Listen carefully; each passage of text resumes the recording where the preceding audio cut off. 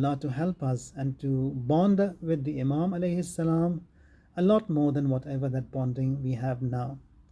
One of the important talks that I wanted to mention here today, it's about the funerals. Now, it's nothing to be afraid, nothing scary.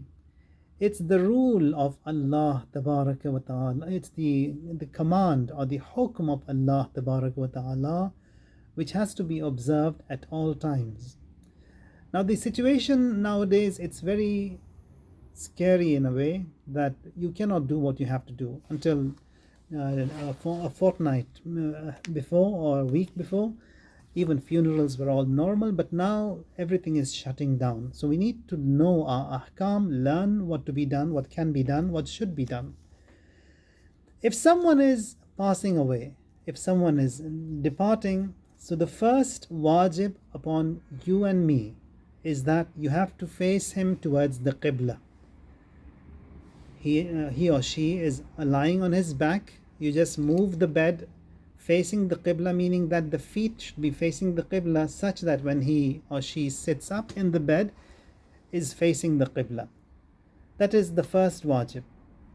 Now the other thing is that we should remind that person who is dying about his aqaid. And the best of recitals that can be uttered and should be recited to that person leaving is La ilaha illallah. Quran says, Qulu La ilaha illallah tuflihu. You say La ilaha illallah, you will be prosperous. Now, Zikrul Maut, talking about death, it's good in a way that we learn, and at the same time we get connected to that akhirah, that is that abode, the final home of ours. Says Zikrul Maut yumitu shahawat. All these lusts and desires that we have, it kills them when you are reminded of death. وَيَقْلَعُ مَنَابِتَ الْغَفْلَةِ. This ghaflat that is in us, that we have become so unaware, that also is removed as a result of that Zikrul Maut. And then it strengthens your heart, remembering death. That is the wa'ad or the promise of Allah that every person has to die. That is kullu nafsin dha'iqatul maut. That everyone has to die, everyone has to depart. And then this zikr of this maut, it removes your sins. It removes the wrong that we have done. It lessens the attachment to this world. And when wealthy will help, فَإِن ذَكَرْتُمُوهُ عِنْدَ الْغَنِي هَدَمَهُ.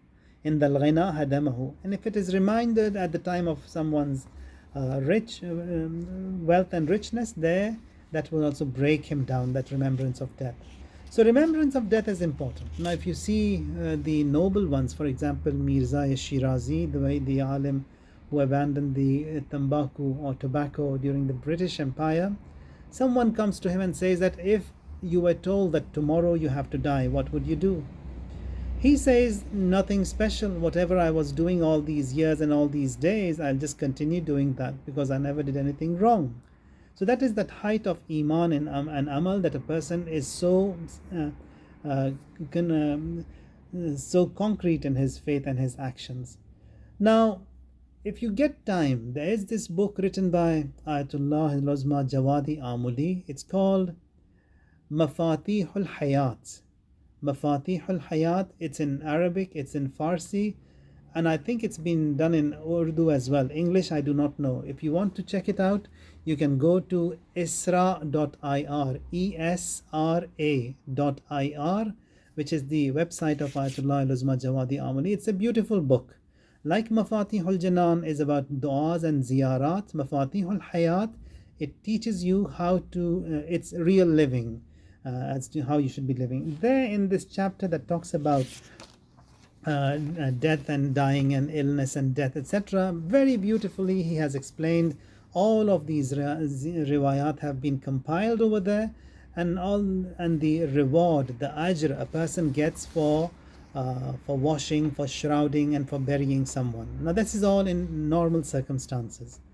Now the circumstances we have now, it's all 911, it's all emergency as to whether or not how much a person will be allowed and how much can he be able to participate in this funeral. We don't know anything now. Now, just to know that a person, when he is dying, first wajib is that you face him towards the Qibla, and then when he passes away, there are wajibat. First of all, it is the ghusl to be given to that marhum, and it is 3 ghusl. A ghusl with water mixed with kafur, camphor, and then there is a ghusl which is given with water mixed with berry leaves, and then there is a third one which is given with plain water. So you need 3 ghusl. So first one, water mixed with kafur, the second one water mixed with berry leaves, and the third one plain water. And the ghusl is given head and neck first, right side, front and rear, and then left side, front and rear. And then kafan is given. Kafan is the shroud. It's 3 pieces of cloth that is given.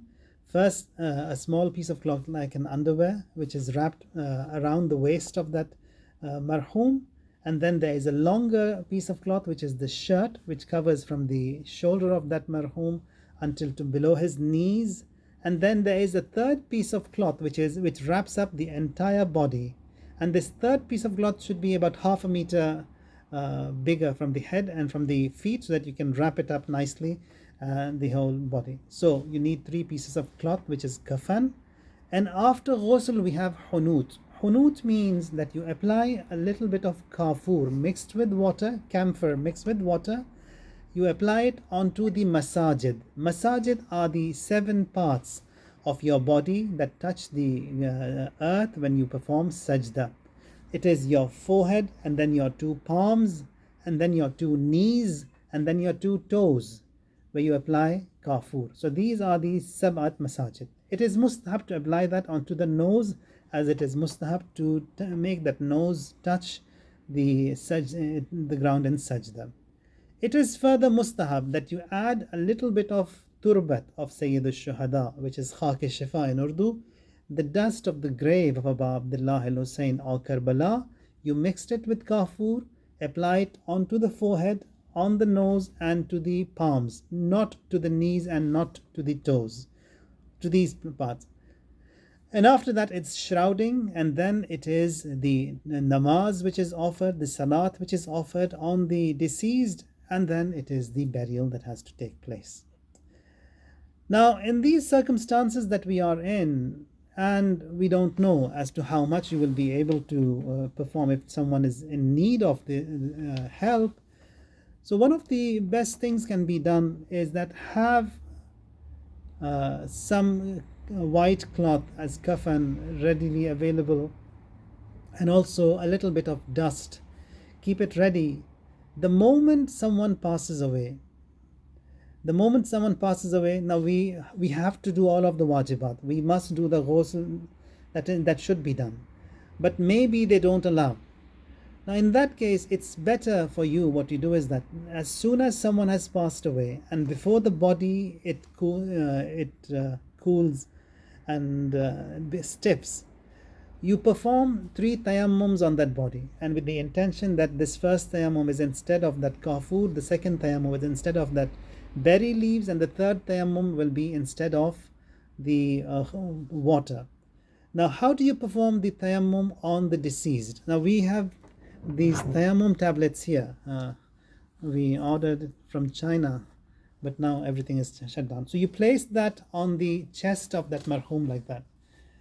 Or what you do is that if you don't have any stone or anything on which tayammum can be done, you can just put a little bit of dust in a piece of cloth, and then have that on the chest of that marhum, and with the hands of that marhum, assume that I am the marhum here.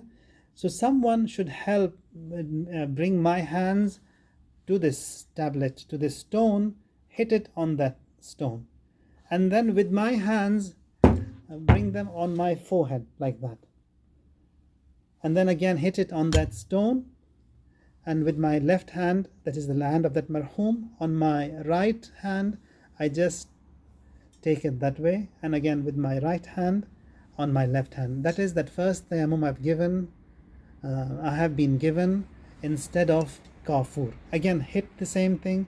Intention would be the second tayammum is instead of the the berry leaves, and then the third tayammum will be instead of that water. Now this was mentioned so that we have done something at least, and but it doesn't mean that you don't you perform, you have to perform that ghusl. This was just as an ihtiyat, as a precaution, that if that was not allowed, ghusl was not allowed, you've done that wajib, because once the hands get stiff, it's going to be very difficult for us to perform that tayammum on that marhum. So the first thing is that you perform those 3 tayammums and then wait for the other procedures to be done. So if that opportunity is given, then you wash, the 3 washes will be there, the 3 ghusl has to be given.